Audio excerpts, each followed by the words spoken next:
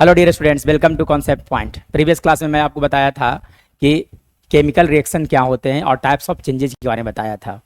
और आज मैं आपको यह बताने वाला हूं कि अगर मान लीजिए कोई भी केमिकल रिएक्शन हुआ है तो आपको कैसे पता चलेगा कि chemical reaction has taken place और नॉट। मतलब how will you know that the chemical reaction has taken place और नॉट। अब इसके लिए उसे पता कर फाइंड आउट करने के लिए बच्चों there are some of the characteristics. कुछ ऐसे कैरेक्टरिस्टिक्स होते हैं जब केमिकल रिएक्शंस होते हैं तो ऑटोमेटिक वो शो करता है। इससे पता चलता है कि केमिकल रिएक्शन हो रहा है या नहीं हो रहा है। जैसे कुछ अगर बात करें, जैसे चेंज इन कलर। अगर मान लीजिए कहीं भी केमिकल रिएक्शन होगा तो वहाँ पे कलर में चेंजेस आएंगे, ठीक है ना। मतलब अगर मान लीजिए पहले कलर कुछ और होगा, बाद में कलर कुछ और जाएगा। ग्रीन था, उसमें कुछ अगर दूसरा चीज ऐड कर दिए उसका कलर व्हाइट हो सकता है, कुछ भी हो सकता है। कलर चेंज इन कलर हो सकता है, चेंज इन फिजिकल स्टेट हो सकता है। It may be from solid to it can be converted into liquid and vice versa, है ना। अगर बात किया जाए इवोल्यूशन ऑफ गैस हो सकते हैं, या तो फिर क्या हो सकता है बच्चों, फॉर्मेशन ऑफ प्रेसिपिटेट हो सकता है, या तो चेंज इन टेम्परेचर हो सकता है। चेंज इन टेम्परेचर अगर बात किया जाएगा तो टेम्परेचर बढ़ भी सकता है और टेम्परेचर घट भी सकता है, ठीक है। यानी कि चेंज इन टेम्परेचर के अनुसार अगर बात किया जाएगा तो there will be two type of chemical reaction, exothermic और एंडोथर्मिक रिएक्शंस होते हैं, ठीक है ना। तो starting with change in colour. अब मैं सबसे पहले बताता हूँ आपको चेंज इन कलर के लिए। जैसे देखिए, सबसे अच्छा मैं आपको एक छोटा सा एग्जाम्पल लेकर समझाना चाहूँगा चेंज इन कलर के लिए, ठीक है। जैसे देखिए कॉपर सल्फेट, मैं अगर बात करूं आपसे तो कॉपर सल्फेट CuSO4 है ना का कलर बच्चों ब्लू होता है। कैसे कलर का होता है? ब्लू होता है, ठीक है ना। कॉपर सल्फेट का कलर ब्लू होता है। जैसे देख सकते हैं हमारे हाथ में ये कॉपर सल्फेट का कलर कैसा होता है? ब्लू हो सकता है। देख सकते हो ये कॉपर सल्फेट है। Copper sulphate is mixed in water, है ना। ये हमारे जब पास जो है कॉपर सल्फेट ये एक्वस सॉल्यूशन है हमारे पास। क्या है बच्चों? एक्वस सॉल्यूशन है, ठीक है ना। क्योंकि इसमें वाटर मिक्स है। वाटर मतलब क्या हो गया? Pure water is mixed air, ठीक है ना। अब कॉपर सल्फेट का कलर ब्लू क्यों होता है? अगर कोई बच्चा पूछता है कि why the colour of copper sulphate is blue, तो कॉपर सल्फेट का कलर ब्लू इसलिए होता है बच्चों कि CuSO4 5H2O, मतलब इसमें 5 molecule of water of crystallization present होता है, इसलिए इसका कलर ब्लू होता है। जैसे कि आप देख सकते हैं कि इसका कलर ब्लू है। ब्लू होने का कारण क्या है कि इसमें 5 मॉलिक्यूल ऑफ वाटर प्रेजेंट होता है, इसलिए इसका कलर ब्लू होता है, ठीक है ना। लेकिन अगर इसी को गर्म कर दिया जाता है तो 5 मॉलिक्यूल जब इसमें से बाहर निकल जाते हैं तो इसका कलर व्हाइट हो जाता है। पॉइंट टू बी नोटेड, जब कॉपर सल्फेट को आप गर्म कर दोगे 5 मॉलिक्यूल ऑफ वाटर जब बाहर आ जाएंगे, वाटर ऑफ क्रिस्टलाइजेशन बाहर जब आ जाता है, इसका कलर व्हाइट हो जाता है, ठीक है। तो फिलहाल मेरे पास जो कलर है वो ब्लू है। ब्लू कलर का कॉपर सल्फेट है। कॉपर सल्फेट का कलर ब्लू इसलिए क्योंकि ये वाटर के अंदर मिक्स है, इसलिए, ठीक है ना। या तो इट ओरिजिनल जो क्रिस्टल आता है कॉपर सल्फेट का वो भी ब्लू कलर का होता है। कारण क्या है? इट ऑल जब इसका फॉर्मेशन होता है तो 5 मॉलिक्यूल ऑफ वाटर क्रिस्टलाइजेशन इसमें प्रेजेंट होता है, जिसके कारण इसका कलर ब्लू होता है, ठीक है ना। अब जैसे देखिए चेंज इन कलर का सबसे बेस्ट मैं एग्जाम्पल बताता हूँ आपको। जैसे देखो, मैं फिर से एक दूसरा आपको दिखाना चाहूंगा। जैसे देखिए ये कॉपर, ये देखिए NaCl है। ये मेरे हाथ में NaCl का सॉल्यूशन है, NaCl विथ वाटर, ठीक है ना, यानी कि कॉमन साल्ट। और ये जो है दूसरे हाथ में कॉपर सल्फेट है। हमने क्या किया, दोनों को मिक्स कर देता हूँ। अब देखा जाए कि चेंज इन कलर होता है या नहीं होता है, ठीक है। तो मैं मिक्स करता हूँ, तो देखिए देख सकते हो कि यहाँ पर देखोगे तो इसका कलर ब्लू था। ब्लू से इसका कलर देख सकते हैं कि कैसा हो गया? ग्रीनिश हो गया। Greenish, point to be noted, green के जैसा, मतलब ग्रीन ही है। देख सकते हैं आप कि इसका कलर कैसा हो गया? ग्रीन हो गया। सर ऐसा क्यों हो गया? यानी कि यहाँ केमिकल रिएक्शन हुआ है कि नहीं हुआ है? अगर आपसे पूछा गया कि क्या यहाँ पे केमिकल रिएक्शन हुआ है कि नहीं हुआ है, तो आप डेफिनेटली कहेंगे yes sir, chemical reaction has taken place. कारण क्या होगा कि चेंज इन कलर हो गया। पहले कॉपर सल्फेट का कलर ब्लू था, जब हमने कॉपर सल्फेट को सोडियम क्लोराइड के सॉल्यूशन के अंदर डाला तो उसका कलर ग्रीन हो गया। यानी कि कहा जा सकता है कि चेंज इन केमिकल, है ना, chemical reaction has taken place. अब कैसे क्या हुआ? तो देखिए यहाँ पे जो रिएक्शन हुआ बच्चों वो देखा जाए कि कलर इसका आखिर ऐसा क्यों हो गया, ठीक है। तो देखो मैं बताता हूँ। जैसे मैं पहले क्या रखे हुए थे, मेरे हाथ में था कॉपर सल्फेट, एक्वस फॉर्म में था, ठीक है ना। ये एक्वस के फॉर्म में रखे हुए था, ठीक है। प्लस NaCl, ये भी एक्वस था, ठीक है कि नहीं। अब ये दोनों के बीच में जब रिएक्शंस हुआ, जैसे कि देखिए रिएक्शंस के बाद मेरे हाथ में है, ठीक है ना। रिएक्शन होने के बाद यहाँ CuCl2 का फॉर्मेशन हुआ, कॉपर क्लोराइड का फॉर्मेशन हुआ। साथ साथ में आप समझ सकते हो कि यहाँ पर, है ना, Na2SO4 का फॉर्मेशन हुआ। Na2SO4 का फॉर्मेशन हो रहा है, ठीक है ना। अभी देखो ये अगर मैं बात करूं आपसे, देखिए ये पहले इसका कलर कैसा था बच्चों? ब्लू था। कैसा कलर था? ब्लू। ठीक है ना। ये कॉमन क्लोराइड, कॉमन यानी कि सोडियम क्लोराइड कैसा होता है बच्चों, इसका सॉल्यूशन जो होता है that is colourless, that is colourless, या तो you can say white colour का होता है, ठीक है ना। ज्यादा अगर मिक्स करो तो व्हाइट हो जाएगा, अगर कम रहेगा तो कलरलेस रहेगा, ठीक है ना। और ये कॉपर क्लोराइड जो बना बच्चों, इसी का कलर ग्रीनिश होता है। कैसा कलर होता है, ग्रीनिश कलर का होता है, ठीक है ना। Point to be noted, copper chloride का कलर कैसा होता है बच्चों, ग्रीनिश कलर का होता है, ग्रीनिश कलर का होता है, ठीक है ना। और यहां पर आप जो देख रहे हैं सोडियम सल्फेट, इसका कलर व्हाइट होता है। कैसा होता है, व्हाइट। यहाँ पे सोडियम सल्फेट भी काफी फॉर्मेशन हो रहा है, लेकिन वो प्रेसिपिटेट के फॉर्म में नीचे बैठ जाएगा।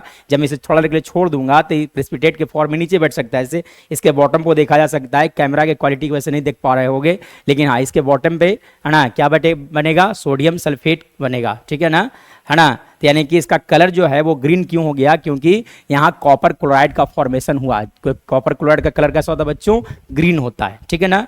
This is an example where change in colour has taken place, ठीक है ना।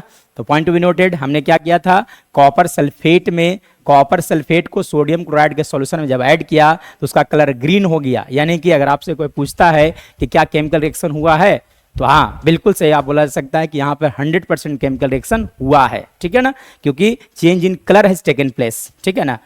नेक्स्ट एक और मैं छोटा सा एग्जांपल लेना चाहूंगा। जैसे देखिए ये एनसीईआरटी का एक एक्टिविटी में दिया गया है, ठीक है ना। देखिए एनसीईआरटी के एक एक्टिविटी में दिया गया है, मैं क्या करता हूं कि ये देखिए अभी मेरे हाथों में सोडियम कॉपर सल्फेट है, मेरे हाथ में कॉपर सल्फेट है। अब मैं क्या करता हूं, इसके अंदर आयरन नेल, देख सकते हैं कि मेरे हाथों में आयरन नेल है, there are 4 iron nails in my hand, ठीक है ना। अब मैं क्या करता हूं कि इसे इसके अंदर डाल देता हूं, ठीक है ना। इसे रिएक्शंस होने में, जैसे एनसीईआरटी में लिखा हुआ है 10 मिनट के लिए टाइम लिखा हुआ, कितने देर के लिखा हुआ है, 10 मिनट के लिए। तब तक हम लोग आगे बढ़ा जाए, देखा जाए यहाँ पे क्या होता है जो, ठीक है। मैं इसे थोड़ा देर के लिए छोड़ देता हूँ, ठीक है ना, देखा जाए। अब देखिए यहाँ पे जो एक्चुअली में क्या होने वाला है, तो देखो बच्चों यहाँ पे क्या होने वाला है, जैसे अभी मैं बताया है ना। यहाँ पर क्या होगा कि हमने कॉपर सल्फेट है, कॉपर सल्फेट के अंदर हमने क्या किया है, आयरन नील डाल दिया है, आयरन नील डाल दिया है। आयरन नील का कलर कैसा होता है, ग्रे कलर का होता है, ठीक है ना। कॉपर सल्फेट का कलर कैसा होता है, ब्लू कलर का होता है, ठीक है। अब देखो तब फॉर्मेशन क्या होता है बच्चों, FeSO4 क्या फॉर्म बनेगा, FeSO4 प्लस कॉपर बनेगा। कॉपर का कलर कैसा हो जाएगा, रेड ब्राउन, कैसा हो जाएगा बच्चों, रेड ब्राउन हो जाएगा, रेडिश ब्राउन लिखा जा सकता है। कैसा कलर होने वाला है, रेडिश ब्राउन, मैं थोड़ा देर के अंदर दिखाऊंगा, ठीक है ना। और ये देखिए अगर मैं बात करूं कॉपर का तो ओरिजिनल कलर रेड ब्राउन ही होता है। FeSO4 का कलर कैसा होने वाला है, ग्रीन। मतलब देखा जाए तो ब्लू कलर से इसका कलर ग्रीन होने वाला है, यानी कि कहा जा सकता है कि यहाँ भी केमिकल रिएक्शंस हुए हैं, ठीक है ना। तो पॉइंट टू बी नोटेड, है ना। कैसे पता चलेगा केमिकल रिएक्शन हुआ है कि नहीं हुआ है, उसके लिए अगर मान लें चेंज इन कलर हो रहा है तो वहां पे कहा जा सकता है कि केमिकल रिएक्शन है टेकन प्लेस, है ना। चलिए नेक्स्ट, ये देखो ये तो आप खुद से कर सकते हैं, ठीक है ना। एक वायर ले लो, वायर को क्या करना है, वायर कॉपर वायर लेना है, ठीक है ना। कॉपर वायर लेने के बाद छील लीजिए, छीलने के बाद क्या कीजिए उसे, है ना, गर्म करोगे। जब गर्म करोगे जानते हो क्या होगा, है ना। ये देखिए यहाँ पे कॉपर है, Cu है, जब ऑक्सीजन के साथ रिएक्शन करता है इसका कॉपर ऑक्साइड का फॉर्मेशन करता है। क्या चीज का फॉर्मेशन करता है बच्चों, कॉपर ऑक्साइड का फॉर्मेशन किया, ठीक है ना। बैलेंस कर दिया जाए, बैलेंसिंग के लिए यहाँ पे 2 से मल्टीप्लाई, तो यहाँ 2 से मल्टीप्लाई कर लोगे, यानी कि 2, और यहाँ पे लिखा जा सकता है बच्चों 2CuO लिखा जा सकता है, ठीक है ना। तो ये कॉपर क्लोराइड, और ये अगर बात किया जाएगा तो इसका कलर कैसा होता है, रेडिश ब्राउन, कैसा होता है बच्चों, रेड ब्राउन कलर का होता है, ठीक है ना। कॉपर का कलर कैसा होता है, रेड ब्राउन कलर का होता है, ठीक है। ये ऑक्सीजन कलरलेस होता है। रिएक्शंस के बाद कॉपर ऑक्साइड का जो फॉर्मेशन होगा बच्चों, इसका कलर ब्लैक हो जाता है, यानी कि कहा जा सकता है कि यहाँ पे भी केमिकल रिएक्शन हुआ है। जैसे अगर मैं बात करूँ थर्मल पावर प्लांट हो गए, जहाँ पे वाटर को हीट किया जाता है, वहाँ पर जो उसका कंटेनर होता है जिसमें वाटर को हीट किया जाता है, वो भी कॉपर का ही बना हुआ होता है, ठीक है ना। जब गर्म होता है तो उसका कलर कैसा हो जाएगा, ब्लैक हो जाएगा, ठीक है। चलिए नेक्स्ट आगे बढ़ा जा सकता है, यानी कि चेंज इन कलर का हमने 3 एग्जाम्पल दिया। सबसे पहले बोला कॉपर सल्फेट और NaCl का जब रिएक्शंस होते हैं तो कॉपर, है ना, क्या बनता है बच्चों, CuCl2 प्लस क्या लिखा था देखो, ठीक है कि नहीं। जब जैसे सबसे पहला रिएक्शन जो मैंने बताया था आपको वो था CuSO4 का रिएक्शन विथ NaCl, तो क्या बनता है, CuCl2 प्लस Na2SO4 बनता है। चेंज इन कलर का एग्जांपल है ना। ब्लू से कलर कैसा हो जाता है, ग्रीन कलर का हो जाता है, ठीक है ना। फिर अगला उसके बाद नेक्स्ट बताया था मैं आपको कि, है ना, कॉपर सल्फेट का रिएक्शन विथ आयरन, तो कलर कैसा हो जाता है, ग्रीनिश, ठीक है ना। रेड ब्राउन का कलर है ना, कॉपर का कलर रेड ब्राउन होता है। थर्ड एग्जांपल मैं दिया, कॉपर और ऑक्सीजन का जब रिएक्शंस होते हैं तो कॉपर ऑक्साइड का फॉर्मेशन होता है, उसका कलर कैसा होता है, ब्लैक कलर का होता है। ठीक है, चलिए ये था चेंज इन कलर का एग्जांपल। ठीक है ना, अब चलिए आगे देखा जा सकता है।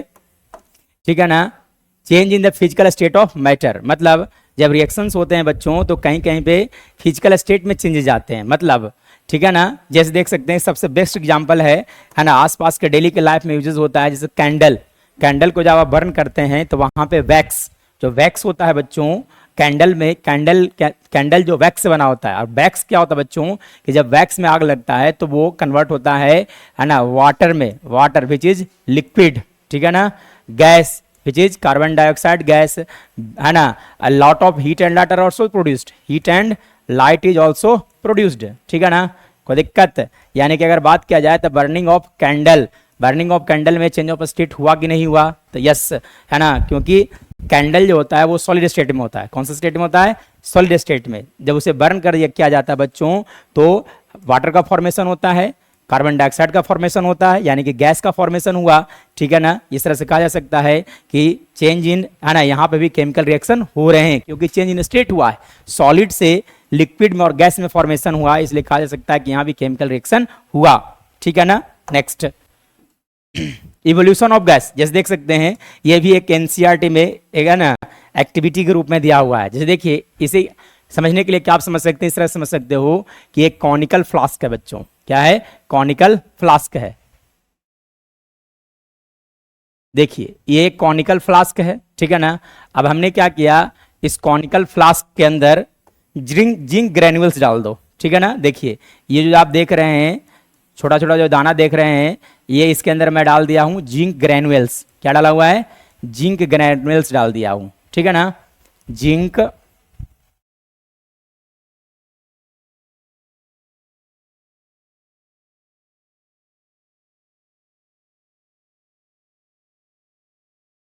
चलिए अब इसके अंदर मैं डाल दिया हूं जिंक ग्रेन्यूल्स। ठीक है, ये है जिंक ग्रेन्यूल्स है। ठीक है ना, जिंक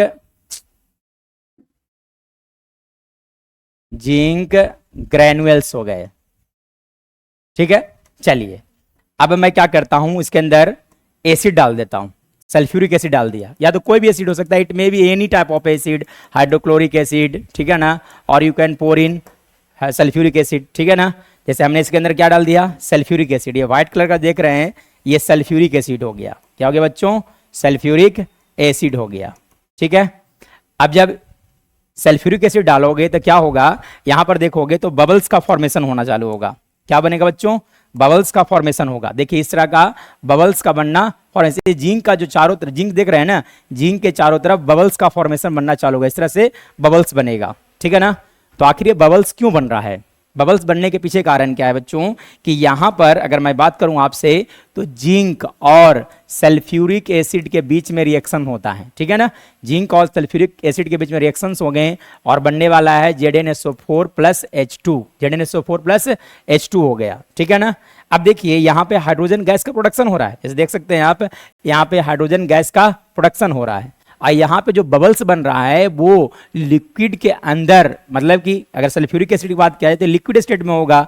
अब लिक्विड के अंदर गैस बाहर आना चाह रहा है, तो जब गैस बाहर आना चाहेगा तो क्या बनाएगा, बबल्स का फॉर्मेशन होगा। ठीक है ना, तो यहाँ पे बबल्स का बनना फॉर्मेशन होना चालू होगा, या तो यहाँ पे हीजिंग साउंड आता है। किस तरह का साउंड आता है बच्चों, हीजिंग साउंड आता है। किस तरह का साउंड आता है बच्चों, हीजिंग साउंड, मतलब कि बुदबुदाहट जैसा ऐसा महसूस होगा आपको, जैसे कि है ना, हीजिंग साउंड आता है। जैसे कि आप अगर कोल्ड ड्रिंक वगैरह अगर किसी भी कंटेनर में आप डालते हैं, स्टील वगैरह के अगर ग्लास व्लास में डालोगे तो वहां पे भी देखोगे तो थोड़ा सा बजबजाहट का साउंड आता है, हीजिंग साउंड उससे बोला जाता है। इस तरह का साउंड आएगा, बबल्स का फॉर्मेशन होगा। जिस तरह से कोल्ड ड्रिंक वगैरह को आप अगर ग्लास में डालोगे तो इस तरह का यहाँ पे भी तुमको देखने को मिलेगा। ठीक है ना, तो यहाँ पे भी कहा जा सकता है कि सर इवोल्यूशन ऑफ गैस हुआ, इसलिए यहाँ पे भी बोला जा सकता है कि केमिकल रिएक्शन से टेकन प्लेस। मतलब अभी तक हम लोगों में 3 तरह का कैरेक्टरिस्टिक्स ऑफ केमिकल रिएक्शंस पढ़ा। सबसे पहला पढ़ा चेंज इन कलर, फिर सेकंड नंबर में मैं बात करूं तो चेंज इन फिजिकल स्टेट के बारे में पढ़ा, और उसके बाद अगर मैं बात करूं तो इवोल्यूशन ऑफ गैस के बारे में पढ़ा। ठीक है ना, चलिए यानी कि अब देखिए यहाँ पे कोई जरूरी नहीं है कि सिर्फ है ना जिंक, कोई भी अगर मेटल आप ले लेते हैं which is more reactive than hydrogen, sodium ले लिया जाए प्लस HCl ले लोगे, तो यहाँ पे जब रिएक्शन हो गए बच्चों तो जानते हो क्या बनता है, यहाँ बनता है NaCl प्लस लिखा जाता है H2, यानी कि हाइड्रोजन गैस का यहाँ भी फॉर्मेशन हुआ।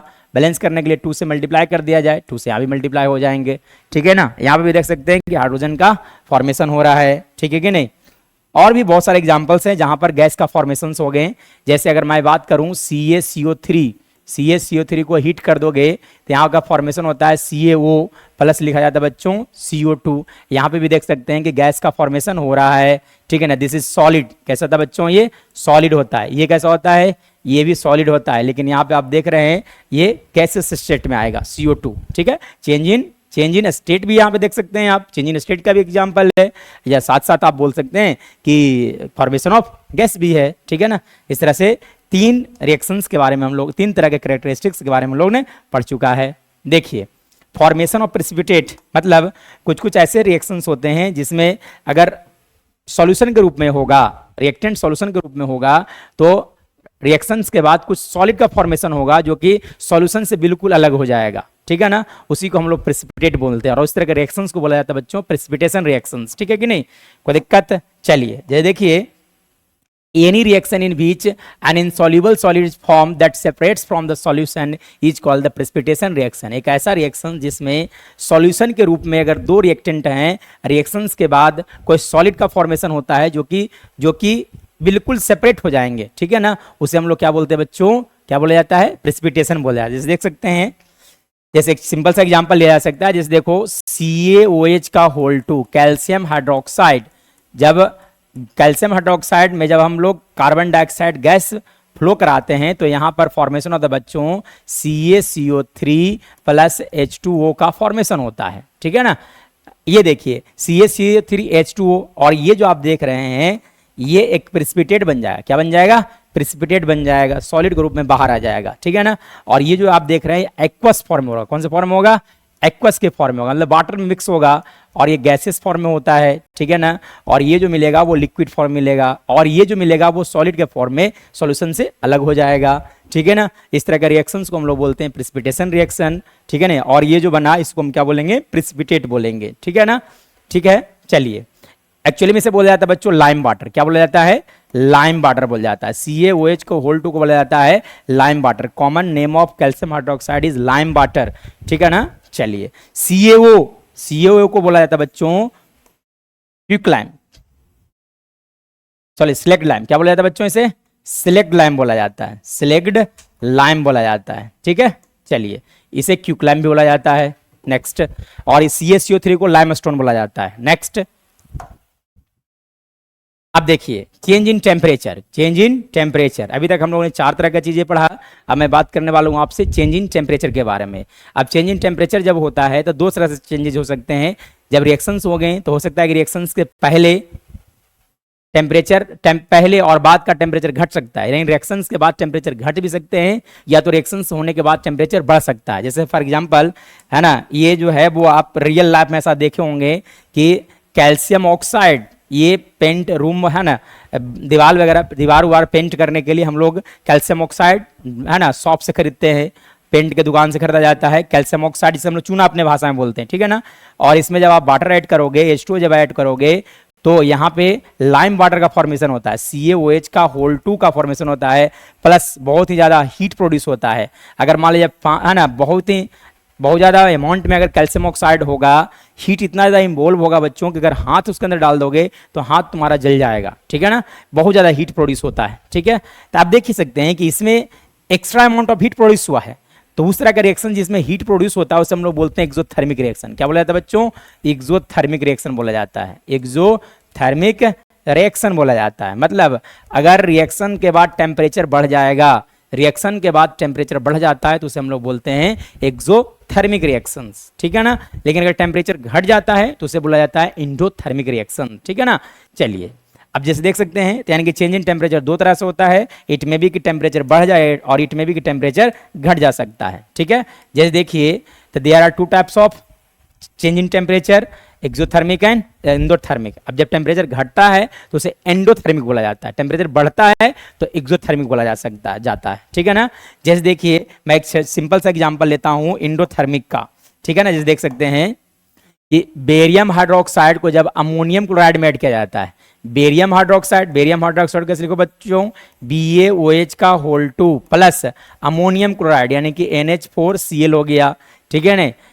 Taken in a glass tube, अब इसे क्या कीजिए ग्लास ट्यूब में ले लीजिए, है ना, and mixed with glass rod, और क्या चीज मिल करना चाहिए, ग्लास रॉड से आप मिक्स कर दो। तो मिक्स करोगे तो यहां पर फॉर्मेशन होता है barium chloride BaCl2 plus ammonia plus water का फॉर्मेशन होता है, और यहाँ टेम्परेचर घट जाता है। सो this is an example of endothermic reactions, ठीक है ना। तो यानी कि अगर आपसे कोई पूछता है एंडोथर्मिक रिएक्शंस का एग्जांपल, तो आप बोलोगे barium hydroxide, when barium hydroxide reacts with ammonium chloride it forms barium chloride, ammonia and water. In this case temperature decreases, और जब टेम्परेचर डिक्रीज होता है तो इसको हम लोग बोलते हैं इंडोथर्मिक रिएक्शन। यानी कि जो आप देख रहे हैं वो किस तरह का रिएक्शन हो गया बच्चों, एंडोथर्मिक रिएक्शन हो गया, ठीक है ना।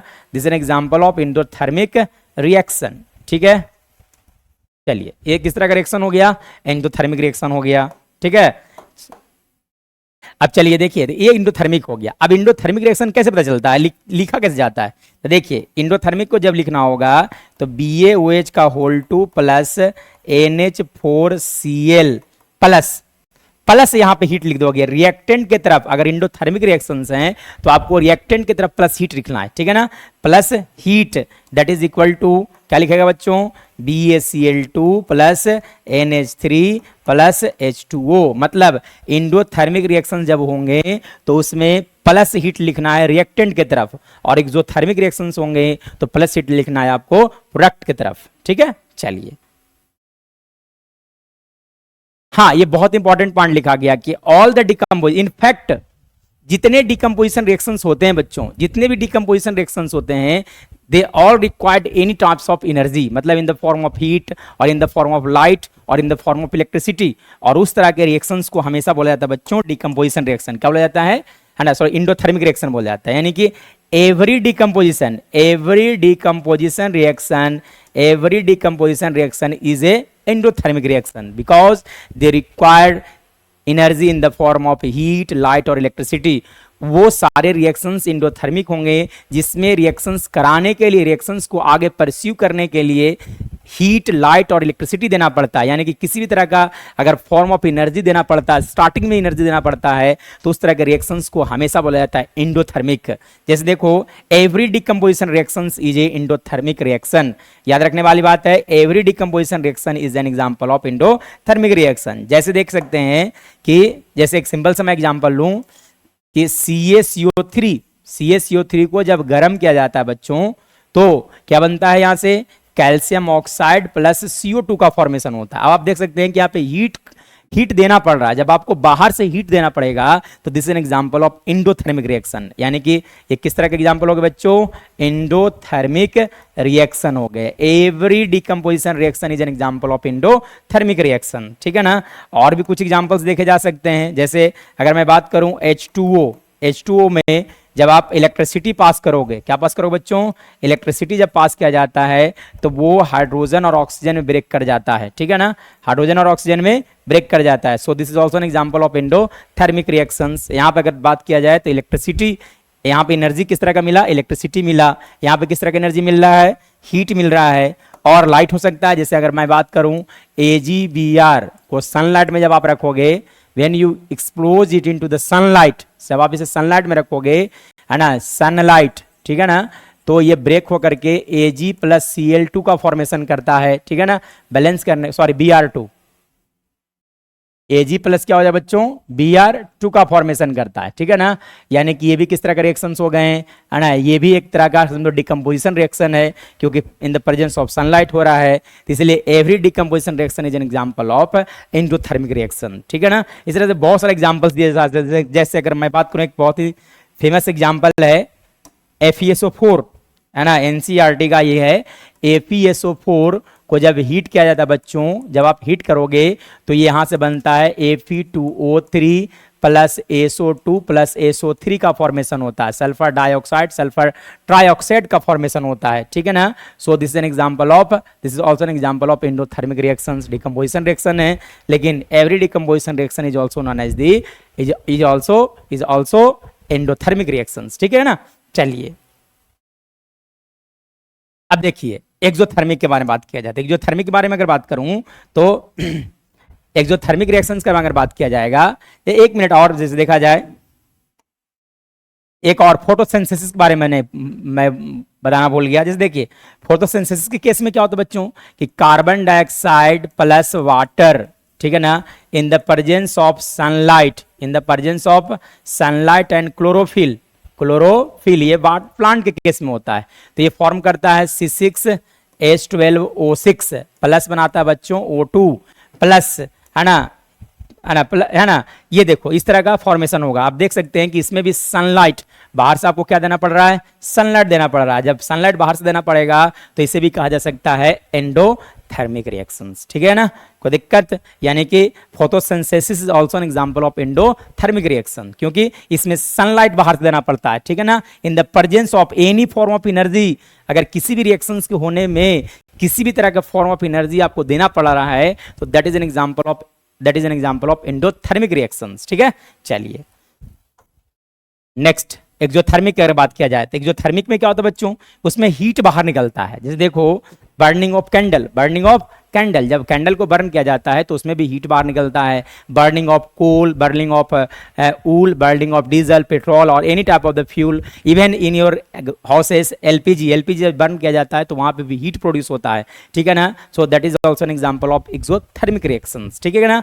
अब देखा जाए जैसे देख सकते हैं कि quicklime, when quicklime is added to water, अगर मान लीजिए क्यूक्लाइम को वाटर में ऐड करोगे, दिस इज क्यूक्लाइम, CaO को क्या बोला जाता है बच्चों, क्यूक्लाइम बोला जाता है, क्यूक्लाइम बोला जाता है, ठीक है ना। तो जब इसमें अंदर जब आप वाटर ऐड करोगे कि तो वाटर ऐड करने के बाद ये फॉर्मेशन करता है CaOH का होल 2, ठीक है ना, प्लस बहुत ही ज्यादा हीट इवॉल्व होता है। इतना ज्यादा हीट इवॉल्व होता है कि अगर इसके अंदर गलती से हाथ चला जाएगा तो आपका हाथ जल जाएगा, ठीक है ना। तो this is also an example of exothermic reactions, ठीक है ना। एक और बहुत ही बेस्ट एग्जाम्पल है एक्सोथर्मिक रिएक्शंस का, डाइल्यूशन ऑफ एसिड, मतलब अगर किसी भी तरह के एसिड को आप डाइल्यूट करते हो तो वहां पे भी हीट इवॉल्व होता है, ठीक है ना। इसीलिए बोला जाता है कि एसिड को वाटर में ऐड करना चाहिए, ना ही वाटर को एसिड में ऐड करना चाहिए, दोनों दो पॉइंट होते हैं। यानी कि you should always add acid in water, यहाँ पे वाटर भर लो और उसके ऊपर से क्या डाला जाता है बच्चों, एसिड डाला जाता है, विथ कांस्टेंट स्टीयरिंग, इसको हिलाया जाता है, ठीक है ना, कोई दिक्कत। क्योंकि किस तरह के रिएक्शंस होते हैं, ये भी एक्सोथर्मिक होता है, हाईली एक्सोथर्मिक रिएक्शंस होते हैं, ठीक है ना, हीट इवॉल्व होता है, ठीक है। जैसे देख सकते हैं burning of coal in the form of, burning of carbon in the form of coal, burning of carbon in the form of coal, जिसे कि खाना बनाने में या तो भाई है ना कहीं कहीं भी यूजेस होते हैं। जैसे थर्मल पावर प्लांट में कोल का ही यूजेस किया जाता है, तो थर्मल पावर प्लांट में कोल में जब आग लगता है तो CO2 का फॉर्मेशन होता है, plus a lot of heat is produced, so this is also an example of exothermic reactions, ठीक है ना। चलिए देखिए every combustion reaction is an example of exothermic reactions. जितने भी कंबसन रिएक्शन होते हैं, कंबसन मतलब burning of anything in the presence of oxygen, that is combustion reaction. जैसे देखो बर्निंग ऑफ मेथेनॉल, ठीक है ना, या तो मेथेनॉल है ना, मेथेनॉल को अगर बर्न कर दिया जाए, ठीक है ना, CH3OH को जब बर्न किया जाता है बच्चों, है ना, ऑक्सीजन के प्रेजेंस में जब बर्न किया जाता है तो ये भी CO2 H2O प्लस हीट और लाइट देने का काम करता है, प्लस हीट एंड क्या देता है बच्चों, light. So every combustion reaction is an example of exothermic reaction. जितने भी कंबसन रिएक्शन है सबके सब एक्सोथर्मिक रिएक्शंस होंगे, ठीक है नहीं। ये देखिए हमारे शरीर में भी होता है ना। जैसे मान लीजिए अगर बात किया जाए diesel, burning of petrol, burning of wood, burning of coal, ठीक है ना, burning of candle, this all are the example of exothermic reactions, ठीक है। चलिए अगर मैं बात करूं रेस्पिरेशन इज ऑल्सो अगर बात किया जाए रेस्पायरेशन के बारे में, किसके बारे में बात किया जाए बच्चों? रेस्पायरेशन के बारे में, जो कि हमारे शरीर में होता है, ठीक है ना, रेस्पायरेशन। तो देखा जाए कि रेस्पायरेशन किस तरह का रिएक्शन है, एक्सोथर्मिक है कि एंडोथर्मिक है, ठीक है ना। तो रेस्पायरेशन के केस में आप लोग जानते होंगे कि जब आप ऑक्सीजन इनटेक करते हैं नोज से होकर के, जब है ना लंग्स से होकर के अल्वियोली में जाता है और वहाँ से हेमोग्लोबिन में मिक्स होने के बाद है ना हार्ट से पूरे ब्लड के सेल्स में जाते हैं, और सेल्स के माइटोकॉन्ड्रिया के अंदर जब जाता है तो वहाँ पे ग्लूकोज के साथ रिएक्शन होता है, यानी कि C6H12O6 का रिएक्शन होगा किसके साथ? ऑक्सीजन के साथ। जब रिएक्शंस होते हैं बच्चों तो यहाँ पे बात किया जाए तो कार्बन डाइऑक्साइड का फॉर्मेशन होता है, वाटर का फॉर्मेशन होता है, plus energy in the form of ATP बाहर निकलता है। आप देख सकते हैं कि यहाँ पे भी एनर्जी बाहर निकल रहा है, ठीक है ना, यानी कि this is also an example of exothermic reactions, ठीक है। चलिए,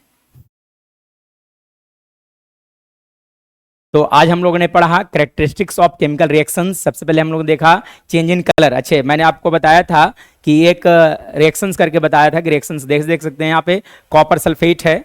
कॉपर सल्फेट के अंदर मैं सबसे पहले आयरन नेल डिप किया था, तो देखा जाए क्या चेंजेज आया है जो, तो मुझे इसके अंदर हाथ डालना पड़ेगा, ठीक है। चलिए देखिए, अब आप देख सकते हैं कि इसका कॉपर नेल का, देखो नेल का जो कलर है वो अगर देखोगे कंप्लीटली विजुअल है या नहीं आई डोंट नो, लेकिन अगर आप इसका कलर देखिएगा तो इसका कलर जो है वो रेडिश ब्राउन हो गया। कैसा हो गया है? Reddish brown. ऐसा क्यों हो गया है, ठीक है ना। ये एनसीईआरटी का एक बहुत ही है ना एक्टिविटी में समझाया गया था। इसका अगर कलर देखोगे तो कलर कैसा हो गया? Reddish brown. कैसा हो गया? Reddish brown. है कि यहाँ भी केमिकल रिएक्शंस हुए हैं, एक्चुअली में यहाँ पे नहीं हो पाया, लेकिन इस सॉल्यूशन का कलर कैसा होना चाहिए था? ये भी ग्रीन हो जाता। कैसा हो जाता? ग्रीन। ऐसा क्यों हुआ सर? तो देखिए मैं बताता हूँ ऐसा क्यों हुआ जो, ठीक है।